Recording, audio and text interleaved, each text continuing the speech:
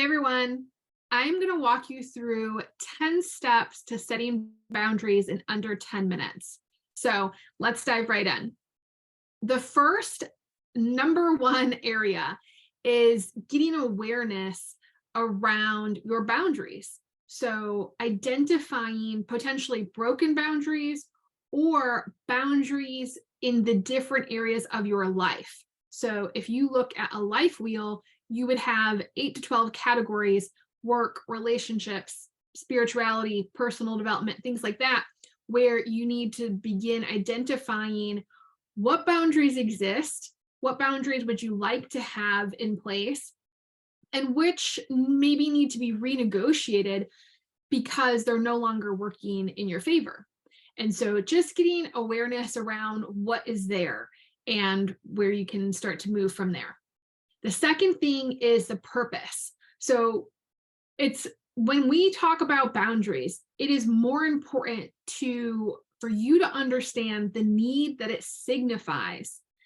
And it helps you in communicating, because when you do communicate, not just the what, the boundary, but the why behind it, this helps other people understand your assigned meaning to what that boundary is. And other people, especially if there's someone who cares for you, respects you, they are more inclined to honor that boundary because they understand how it integrates to you as a person. Boundaries are in place because they help us protect our character, protect our identity, and other people can see that as well.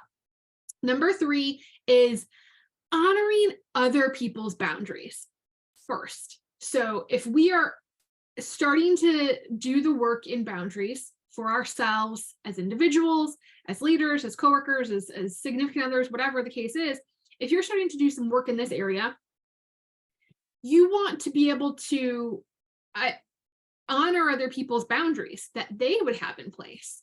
And before we start asking for them to really honor our boundaries.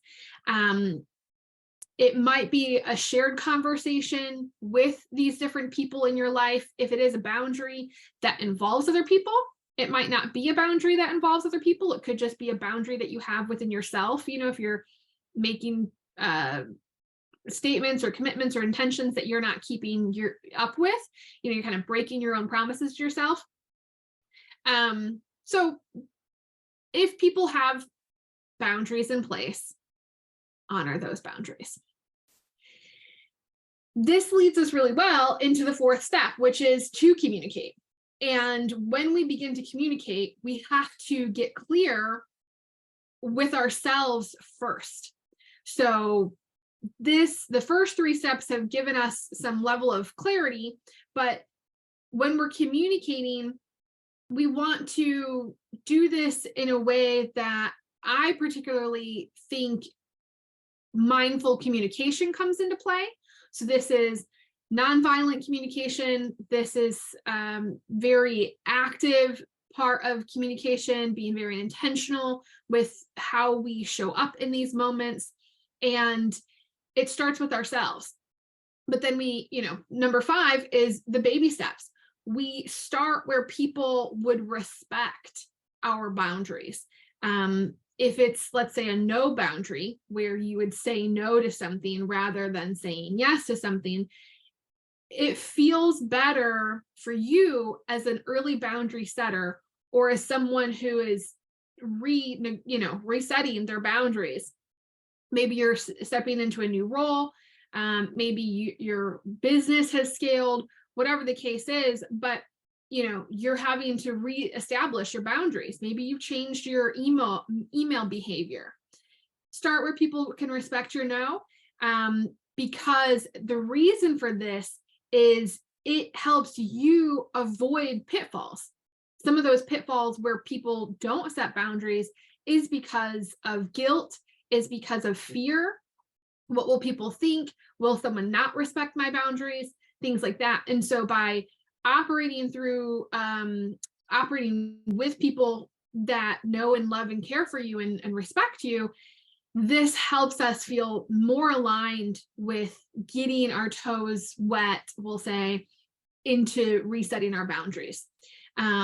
You can learn the ropes, you can learn your language, you can learn how you're going to communicate these things. You understand the what, you understand the why, you understand the bigger picture of the result of like having good boundaries in place, and you're able to convey that message very succinctly.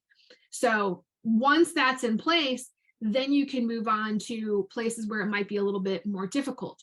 Perhaps it is with clients. Perhaps it is with disgruntled clients, right? Whatever feels like it's more difficult for you. Maybe it's a tough conversation with someone in your family. So that's number 5. Number 6 is reflection. Reflecting on the times when everything didn't fall apart. Take that in for a second. For people who don't have good boundaries in place, oftentimes there is some sort of people pleasing, there is some sort of control happening, there's some sort of anxiety of, if I don't do X, Y, and Z, then things are going to fall apart. And so if I put these things in place, if I put a boundary in place, I leave work on time, I pass the baton on a patient, I don't cook dinner 3 nights out of the week. If I put these things in place, I then have to remind myself and celebrate when things didn't fall apart, because the way that your brain works, you guys probably know how that self-talk works, is that it'll spit out things that aren't true the next time that you try to go do a boundary. You're going to sort of slip back into old habits, because that's just, that's psychology. That's the way that we work. And so you have to hack that.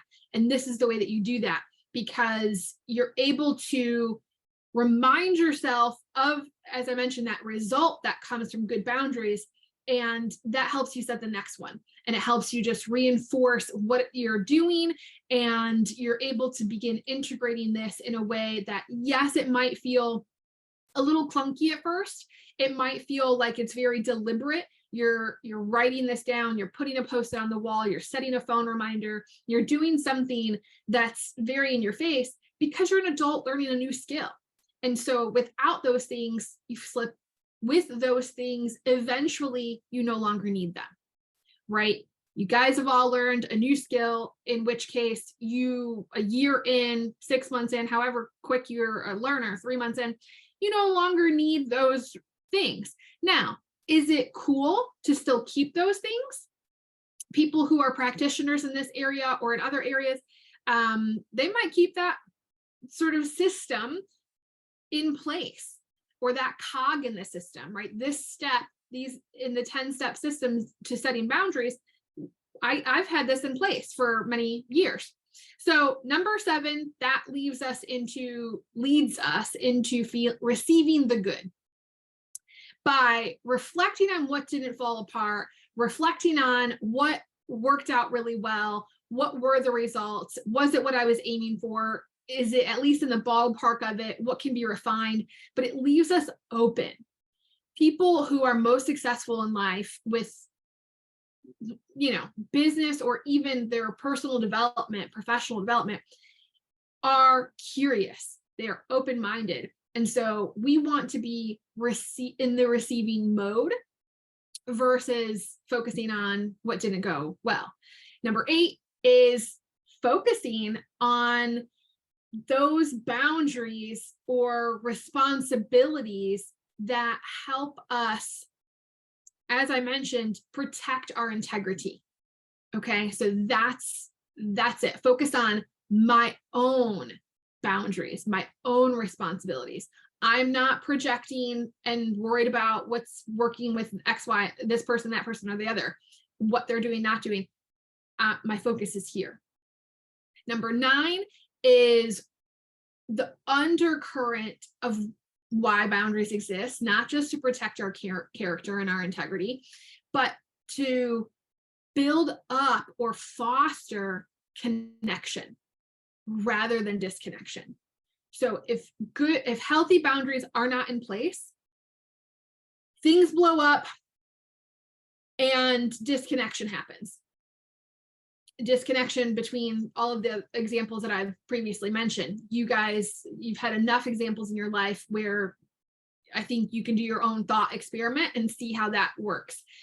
Boundaries are not hard walls where it's like, this is who I am, take it or leave it. That's building disconnection. So we want to build connection. I need to leave on time so that I can come back and serve you even better tomorrow, right? Serve my team.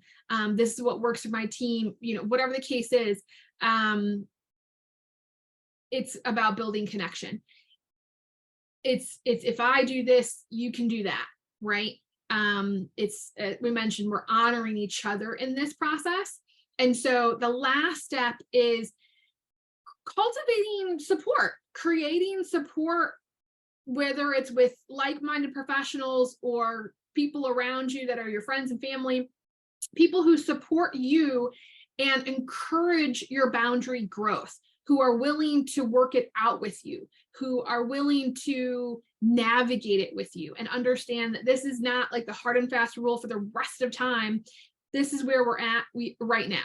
And we're cool to reassess as needed. All right, 10 steps to setting boundaries. You guys got this.